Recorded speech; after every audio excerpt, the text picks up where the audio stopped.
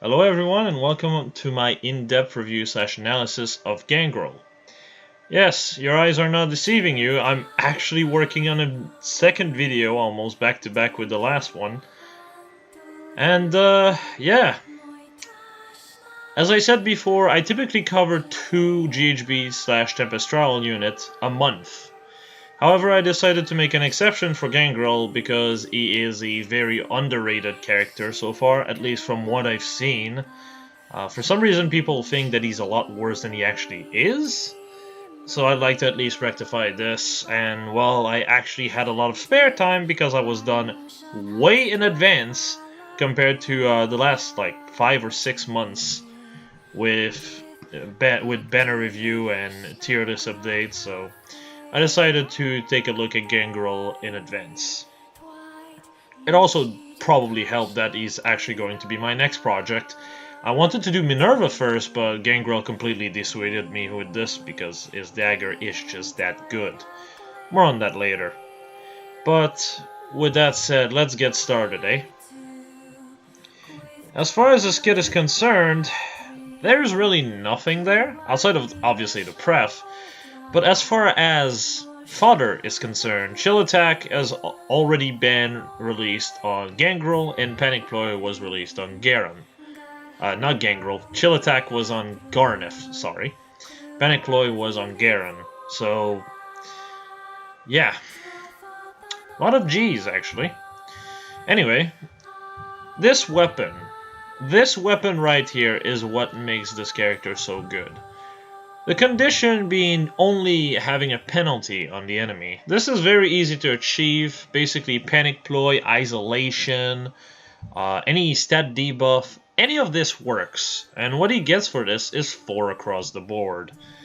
But not just 4 across the board, he also gets 20% of his res added to his attack as true damage. Now there's a nice little thing added to this. The true damage will also be added to AoEs, actually.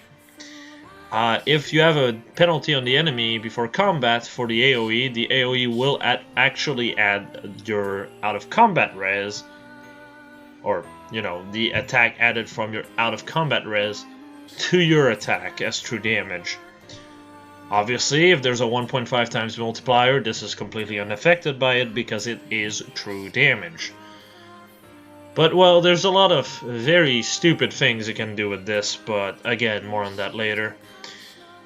Essentially, this is what makes him work. As you can see, his stat line is nothing impressive, his attack is fairly below average, and his def and res are okay. 24-30 is not exactly amazing, but it evolves into being a lot better. Now, there's also a common misconception of running Mirror Impact on Gangrel, and all I'll say is sturdy impact is better. Yes, Mirror Impact is obviously just basically a better death blow as long as the enemy has a debuff on them, because it effectively will give you 8 attack and 10 res. The problem with that, however, is that your defense is your weak stat. Dragons will not care about your res stat. Mages, you typically will one-shot them because their defense tends to be a lot lower. Obviously, there are, you know, exceptions to that rule, but for the most part, you will typically one-shot them. You'll see how much damage you can pump out of this dude very quickly. It can get over 100 with only 1 unit supporting him. But, again, more on that later. Effectively, at the end of the day, what you'd rather want is, you know, survivability. Obviously, the impact effect is very welcomed, because, of course, he has the speed for it, meaning the enemy would have to have quick riposte and a lot of speed to basically stop you from doing your impact. But sturdy impact also fixes your defense, and that makes you able to fight for a lot longer. It's not like speed is a problem whatsoever, so you can actually make use of this. So, yeah, I'd say sturdy impact is overall better. Having better bulk is just overall a lot more helpful. Now, as for the first merge, sadly, there's a bit of a problem here. He gets an extra point of HP, speed, and res from his first merge, because for some reason his attack is just that piss poor, unlike his res at level 1. This is unfortunate because his speed is already fairly solid, but it doesn't hurt that much. But the res kind of hurts, because no matter what you do, the extra point of res is not gonna matter, at least once you have him at full flowers. Before you have him at full flowers, at full merge, if you have the dagger active, it's gonna make the difference between 44 and 45 res, which of course makes an extra point of true damage. So it's effectively one more attack and one more res at high merges. So it is kind of helpful in that regard. Now, let's talk about comparison, shall we? The main comparison a lot of people will make is Kronya with Gangrel. Now, I'll just say this. If you compare the stats at, face value, Gangrel just has better bulk all around, the same attack, and just one less point of speed. The only thing Kronya beats Gangrel in is speed. Now, if you're considering the weapons, oh boy, now this is a different story altogether. The reason why I say this is very simple. Gangrel's weapon increases his defense by 4 and so does his res. So, if you're comparing max merge, max buffs, you'd be looking at essentially 39 defense and 46 res versus 33 def and 40 res. Yeah, there is a difference of 6 defense, 6 res, and 1 HP in terms of bulk the second Gangrel's dagger is active. What about attack and speed, you might say? Well, the gap between speed goes from 1 to 2. Whoop-de-doo. Oh, but Kronya has more attack. Take a look closer. 11 dagger with a buff would push Gangrel to 57 attack, right? 11 dagger will give another 4 attack to this, pushing that to 61 attack.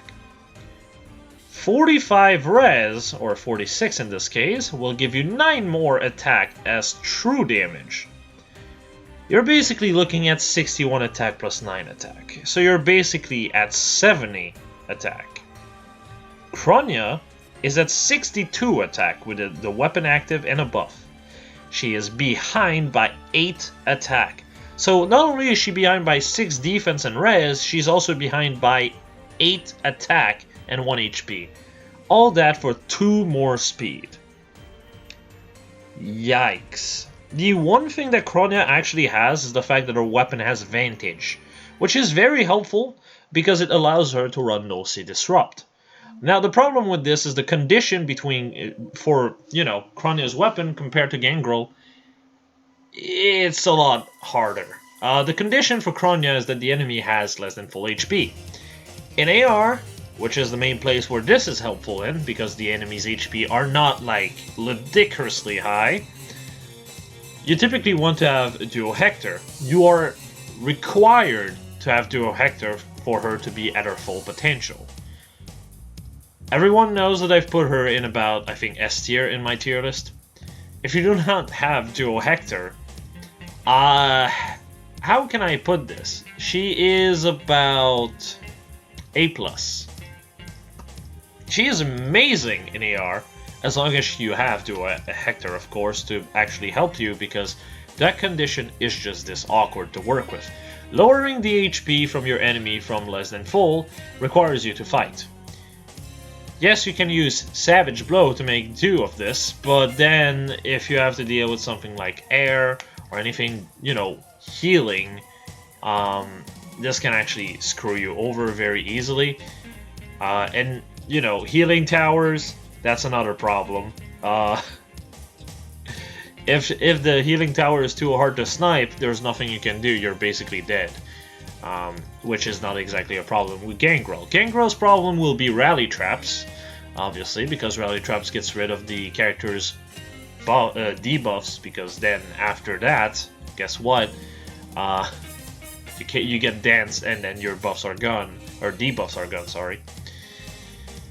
But rally traps are a lot less annoying to deal with than, having an inconsistent pref, because, the enemy could have a healing fortress that's not exactly easy to deal with, which makes your entire team not really work too well.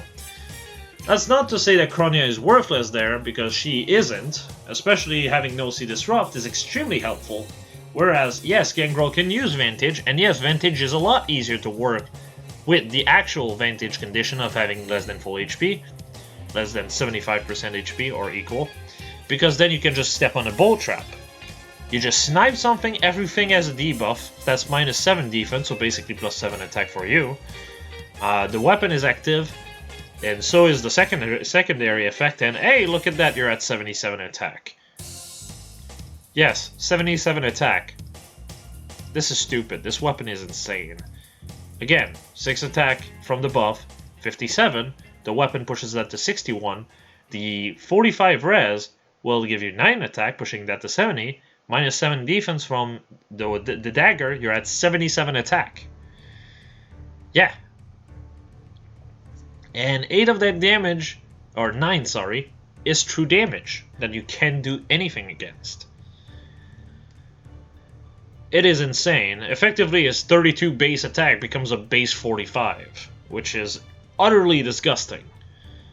But yes, the main thing that Kronia has is really just AR. She is fantastic in AR if you have Duo Hector, again, as I said before. But the second that you don't have Duo Hector, she becomes a lot less consistent, and obviously Hardy Bearing is a hard counter to her. So, yes, Kronia is not exactly the most versatile, especially outside of AR, because outside of AR you don't get to use Duo Skill like more than once, which is something that Duo Indulgence allows and enables. You also are dealing with a lot more HP, like for example, Abyssal maps tend to have way too much HP/defense for you to just be able to be like, haha, Vantage will take care of this. No, it won't work, because they just will take the hit and then kill you after. So Kronia becomes really just specialized in AR and nowhere else. As far as Arena is concerned, yes, you can use her with Duo Hector there, but typically you'll be able to use literally anything anything you want, and as a result, if you use Duo Hector, you can literally use anything else and just snipe them with a Dancer. That's just how it is. Kronia is not required, or even really that impactful in anything but AR. Gangrel will be impactful in just about every mode, including AR, and that's what makes him very solid overall. So, yeah, overall I'd say Gangrel is better than Kronia, just because he's a lot more, I guess the best word for it is universal, can be used everywhere. As for Soph, I did not put a refine here, but you can literally just follow, just fill the gap with 2 HP, 3 def, 3 res, 1 attack or 2 speed. At the end of the day, Broadleaf Fan is also a fantastic option to get more damage, and more damage you do get. That said, you do end up at basically 64 attack versus 57, so you know, even if you have your enemy at -7 defense, you basically do the same damage as Gangrel with -7 defense. That said, Soph has a higher ceiling in terms of damage because of Broadleaf Fan. Now, while I do say this, I do want to say another thing. And it's purely the fact that Dominance exists. Dominance is a better effect than Broadleaf. And, well, you can just slap this on Gangrel. What happens when you take a unit that does -7 attack, -7 def and res on the enemy unit, gets 9 true damage from his dagger, and 4 more attack. Reminder, Micaiah does -7 def and res on everything within 3 columns as well. Yeah, that's basically 21 damage, 14 true damage, and +7 damage from the -7 defense. Then you add another 9 from the res, so that's a 30, plus 4 attack from Levin Dagger, that's 34. I don't think I have to explain more of this. Typically, you're going to be using Domination as a one-turn clear of the entire map if they don't have Hardy Bearing. And both Kronya and Gangrel can use this, which makes, well, just about any dagger with Broadleaf Fan a lot less consistent.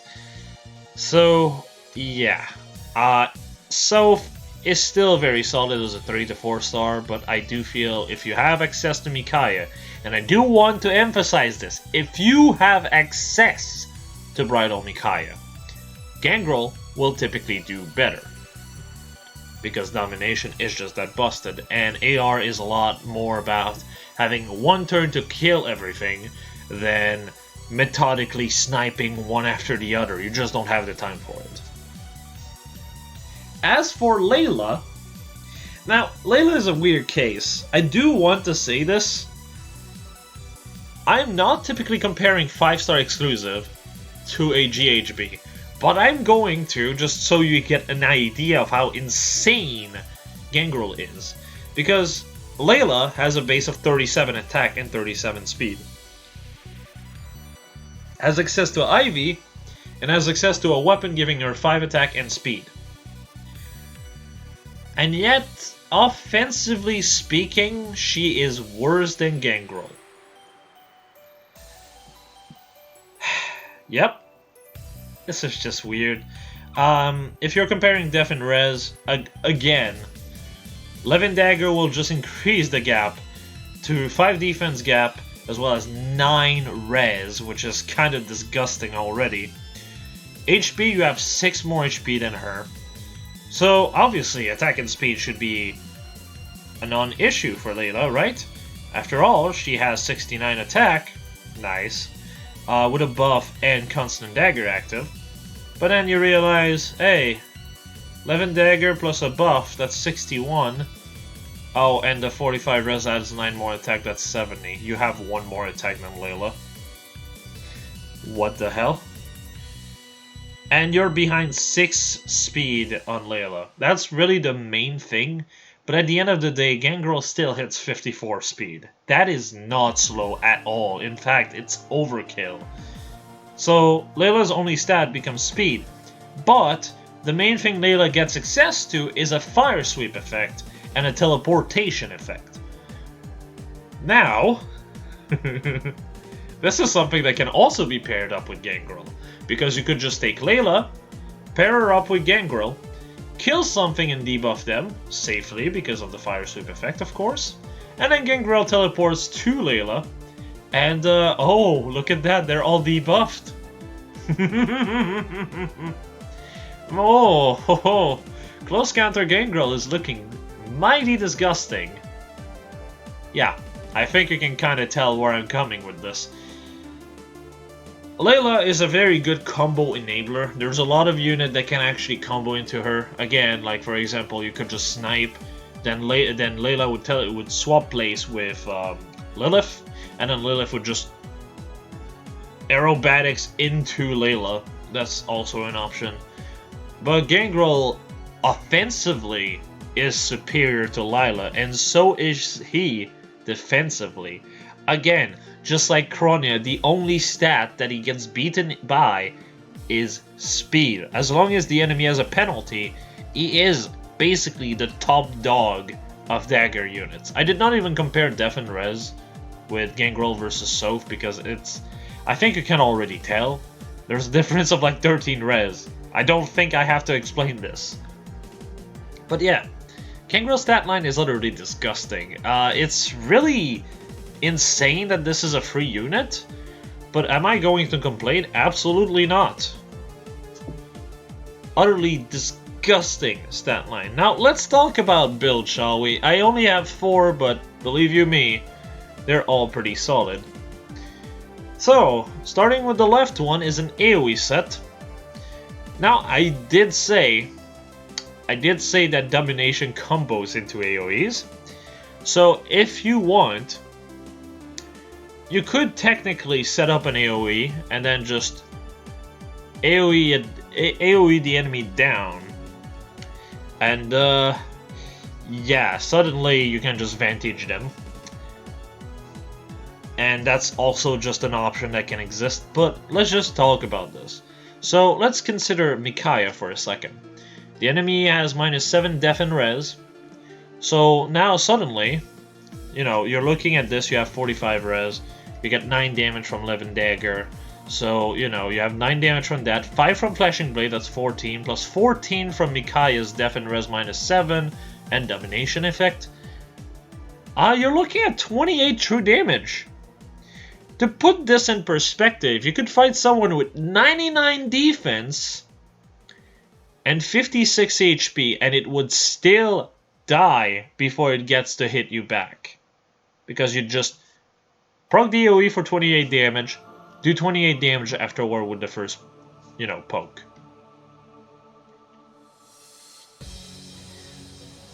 Fair and balanced, everybody. This is what Gaius attempted to make with his Refine, but his Refine was utterly dog shit and only gave him res during combat or during the AoE, never both of them. Which, great guys. I love this. I also love the +4 speed when initiating instead of 4 attack speed def res. You know, the 17, actually no, 19 BST difference is totally not apparent. Gotta add on top of that more stats. Oh, and also I just want to point out the 9 true damage that he gets from his dagger. Guys would need 90 speed to get that from his. Okay, I think I've said enough at this point. I'm beating a dead horse at this point, but yeah. So as far as AoEs are concerned, he's basically going to be looking at 58 attack. But again, because of the true damage, that 58 attack, let's say the enemy has 50 defense, becomes 12 damage, of course, with Blazing Wind, plus 5 from Flashing Blade, plus 9 from Levin Dagger, plus 4 from Levin Dagger in combat. So, you know, that's 18 plus 4 from Drive Attack, that's 22. It's just really ridiculous. In general, so, like, okay, so the AoE itself would do 8, 13 with Flashing Blade, 22 from Levin Dagger. So you do an AoE of 22 damage. Wait, actually, 12, 17, 26 actually. So 58 versus 50 would be 26 damage from the AoE itself. And then you get in combat, and you basically have 8 plus 5 plus 4 plus 4. So 13 plus 9 from Levin Dagger, that's 22 plus 8 attack, 30. So you basically do 56 damage. Yep, this is balanced. This is extremely balanced, and this is without domination. If you add domination to this, that 56 damage, oh boy. First off, the -7 defense will mean 10 more damage on the AoE itself. Then you add another 14 from the debuffs and domination, so that's 24 damage already. Then in combat you add another 7 plus 14, so I think you get the idea at this point. You're basically doing over 100 damage with domination. Nothing is capable of tanking you. The only thing that can really deal with you is Vantage Tank, and it's not like you can't run Hardy Bearing at that point. So, you know. As for the set on the right, this is, you know, another one, and do note for this one actually, the +1 res of the first merge actually matters. If you go for the 5 flowers, you'll hit 50 res, which means 10 true damage. Yeah, this is a multi-phase version, and this said multi-phase version, well, okay, so let's just look at this. 60 attack, Levin Dagger pushes that to 64. If you have flowers, that's 65. If you add the true damage to that, that's 75. Joint Drive Attack pushes that to 79. Low Attack Def pushes that to 82. Brazen Attack Def pushes that to 89. Obviously, if you don't have flowers, that's 87 attack. 87 attack. Again, I'm gonna repeat this. 87 attack on a dagger unit. 87 attack and 57 speed. Oh, but then he must be frail. Absolutely not. Brazen Attack Def pushes that to 45-45, Levin Dagger to 49-49. Low Attack pushes that to 52-52, and the enemy does not get to buff their attack. Defending against this becomes a just an exercise in futility. You do not want to tank this with a debuff on you. You basically would just die. There's no way you can actually really deal with this effectively. It just hits like a truck at that point. And you're not going to be able to snipe him. Even with a Brave Bow, it would be difficult. Even my Jamkey would fail to kill this because it just has too much bulk, too much HP, and just in general is a pain in the ass to deal with. So that gives you an idea. Oh, and Reinhardt, pretty much a similar situation. Reinhardt would struggle a lot in dealing with this. Like, even with low res, you're basically looking at, like, what, like, even with the debuff and everything, you're at 36. Levin Dagger pushes that back up to 40, and low attack def to 43. 43 is still really annoying to deal with. Reinhardt could potentially do this, but then low attack def absolutely destroys his attack stats, so... yeah. Gangrel is insane in terms of stats. It's just ridiculous. Now let's talk about the second set of builds. This is obviously a more close counter oriented set. Again, close foil is an option, but as I keep saying every time I use close counter is more consistent and will be useful in every mode. If you have to deal with dragons, close counter is just the better option. Close foil will do nothing if you get hit by a dragon, you'll be a sitting duck. And this can actually screw you over on certain maps. Even in AR, even in Arena, everywhere. Everywhere. Everywhere. The close foil is just a more inconsistent close counter with a higher ceiling.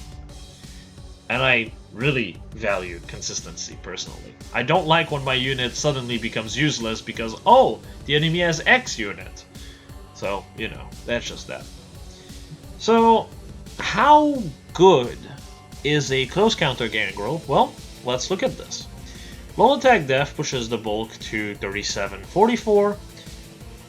Then you add attack def bond, and that's 42-44. Levin dagger 46-48. The enemy does not get above their attack, and you have 46 defense, 48 res. Okay, what about the damage then?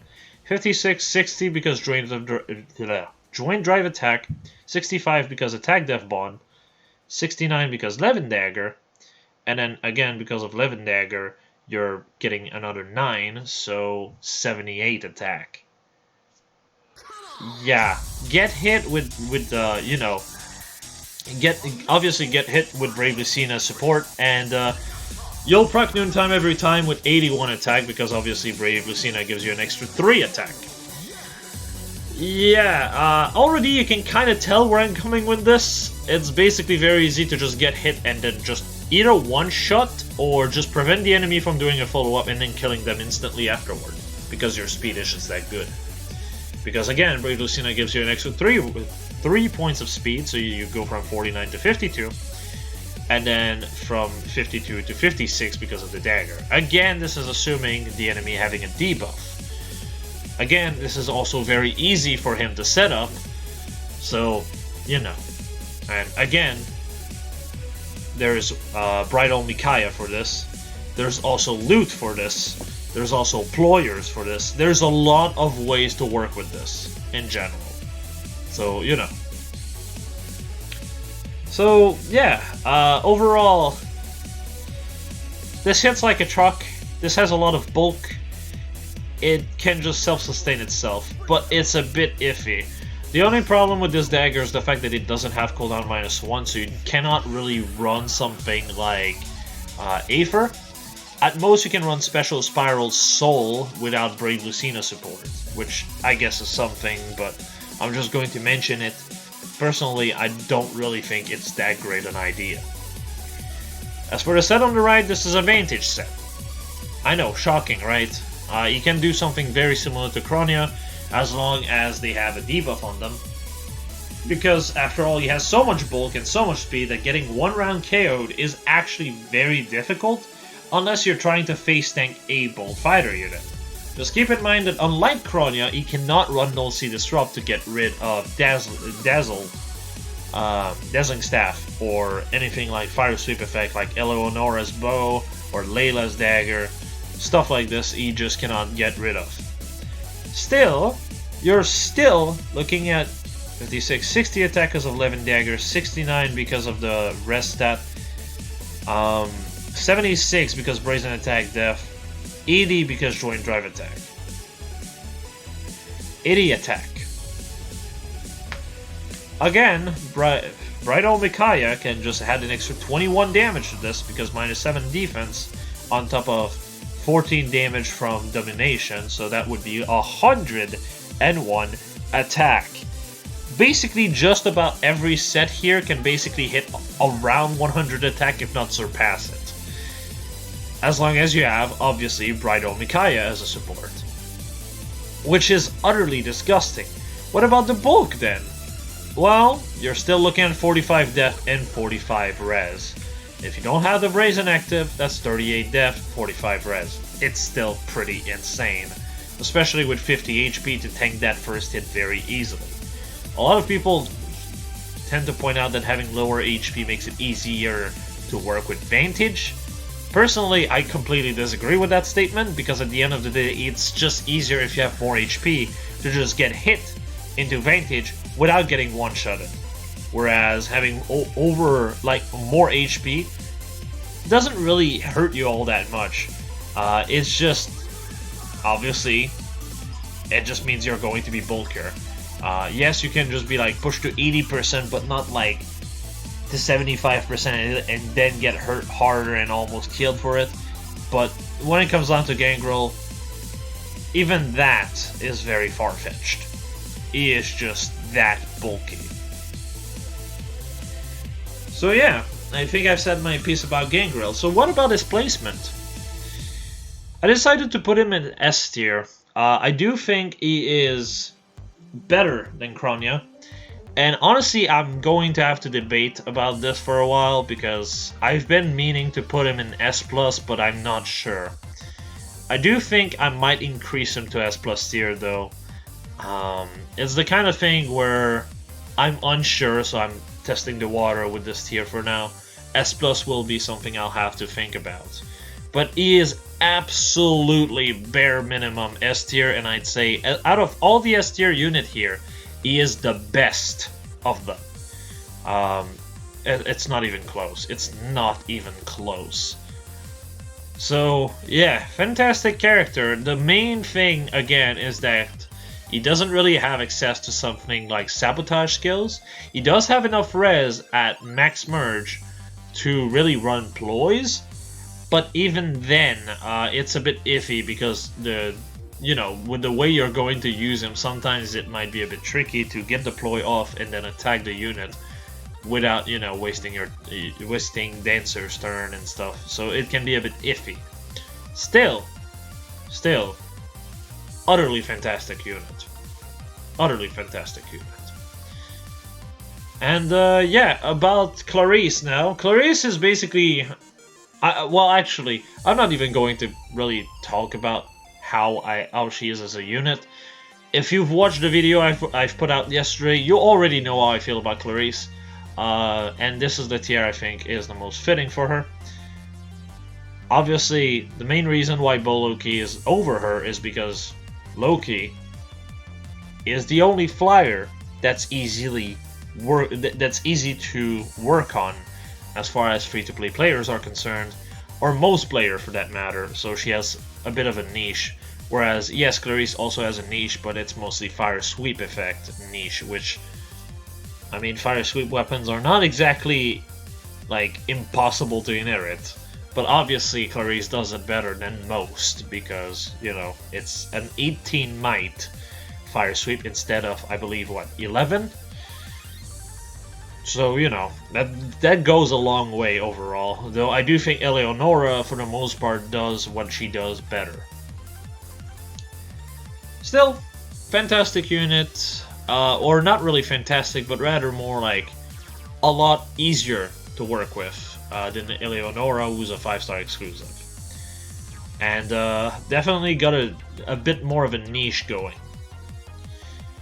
As for Gangrel, like I said, at the very least, E is the best of S tier and potentially S plus tier worthy. I'll have to mull it over for a while.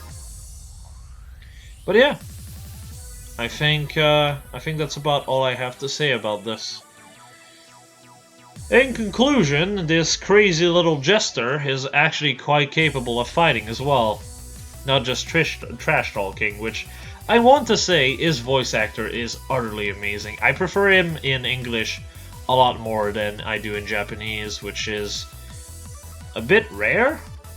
I don't want to say it's impossible, because clearly it's not, but he sounds like a complete maniac in English, which is fantastic. His voice actor did a fantastic job, which, funny enough, is not the same voice actor he had in Awakening. Whoever decided of this replacement, 10 out of 10. It was probably Patrick Sades, knowing him, because Patrick Sades is the voice director of this game, in case you don't know. Yeah. Him and Wendy Lee, from what I know, but we don't talk about Wendy Lee. Anyway, I think I've said just about everything I wanted to say here. And with that, I'll see you all next time, everyone. Catch you on the next banner, which should be, the summer banner? I have no hope in it being too great, honestly. And honestly, I don't want one of my characters to be on there. One of the characters I like Ygritte or Ira. Laila already drained me. I don't need another one of this. But with that said, hey guys, that's all I had to say about this, so have a nice one, everyone. I'll catch you all later or in the comments. See ya.